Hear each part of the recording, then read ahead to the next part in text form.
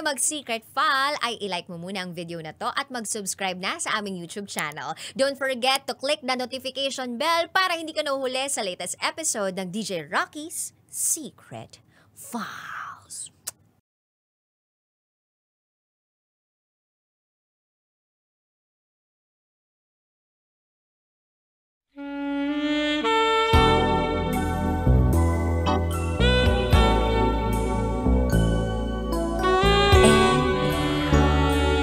It's time for SPG, as in Super Packaner Secret Files.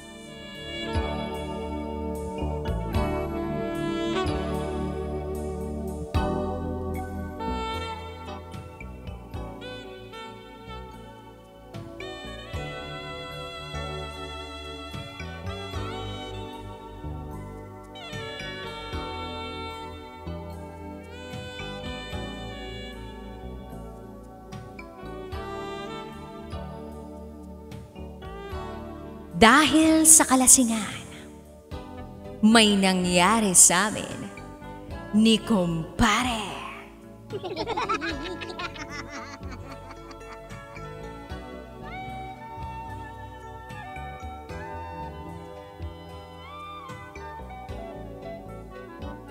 Hi DJ Rocky.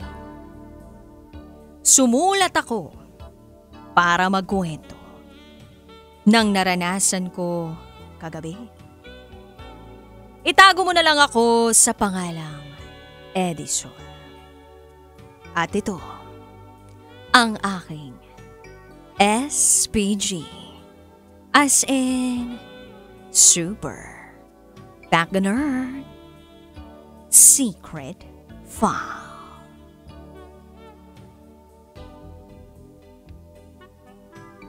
Ayoko nang uminom! Ayoko na!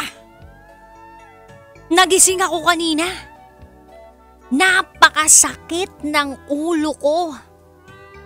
Iniisip ko tuloy kung ano ang mga nangyari kagabi. Kasi wala.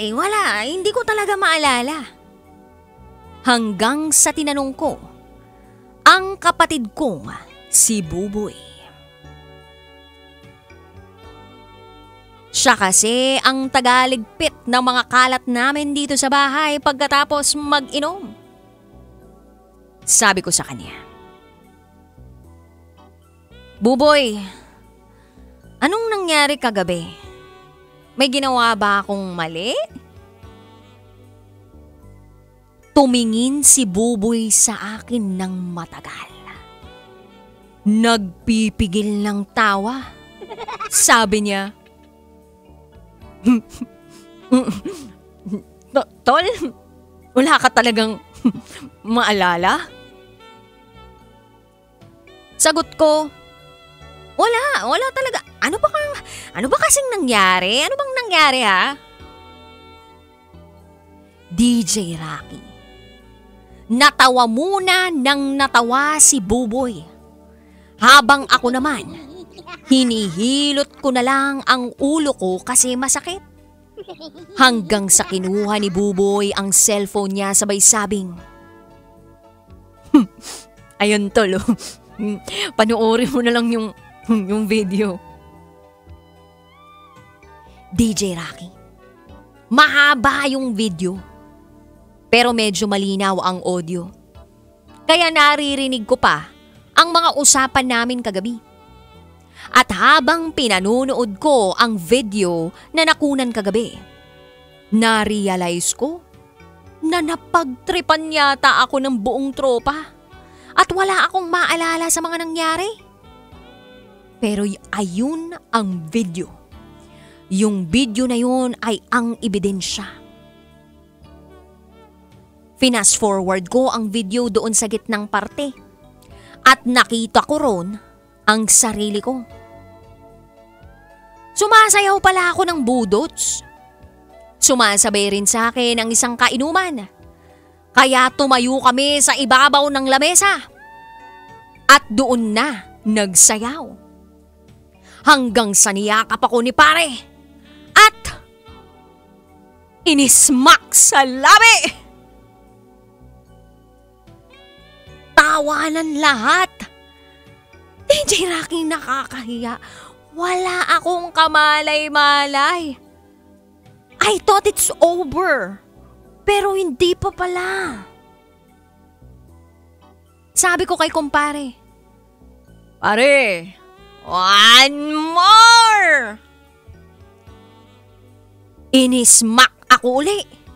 Tawanan na naman.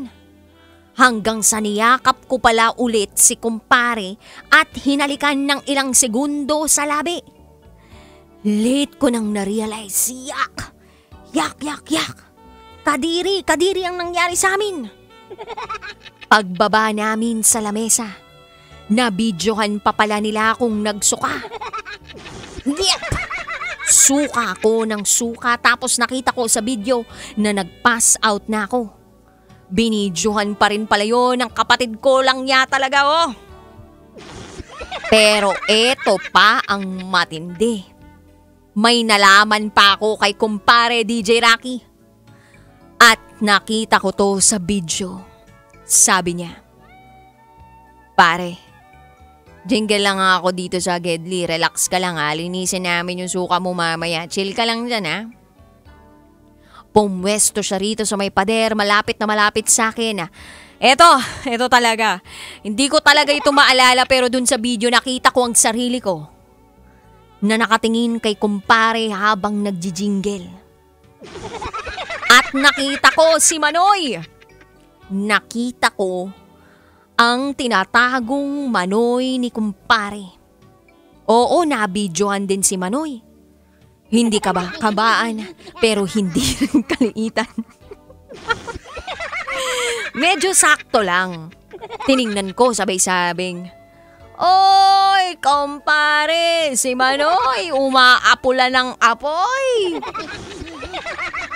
Tapos nakita kong lumapit ako kay kumpare at nagulat ako sa Manoy niya. Nagsisigaw ako sa nakita ko, "Pare! Si Manoy! Mukhang Penoy! Isa ka palang dakilang supot!" Natawa yung nagbibidyo, natawa rin ako, natawa rin si kumpare.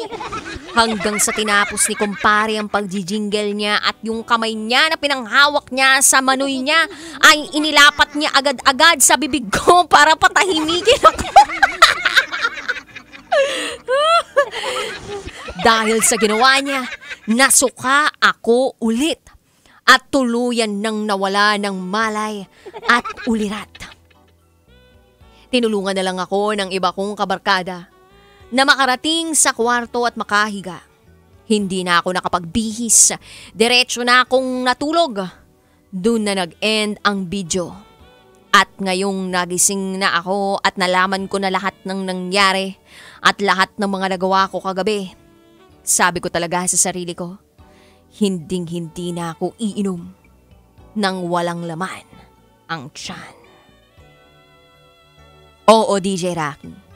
Wala pala kasi kaming pulutan kaya nagkaganon ako.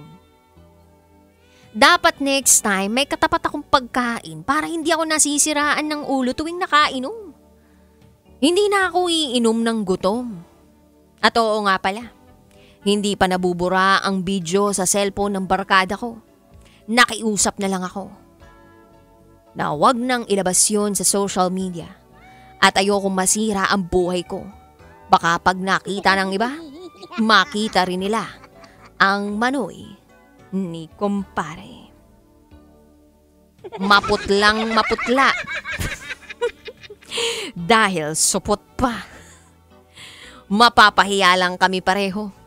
Kaya talaga dapat good boy na kami at magiging mas responsable sa pag-inom.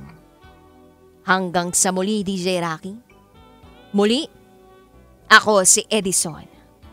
At ito ang aking SPG as in Super Pagner Secret 5.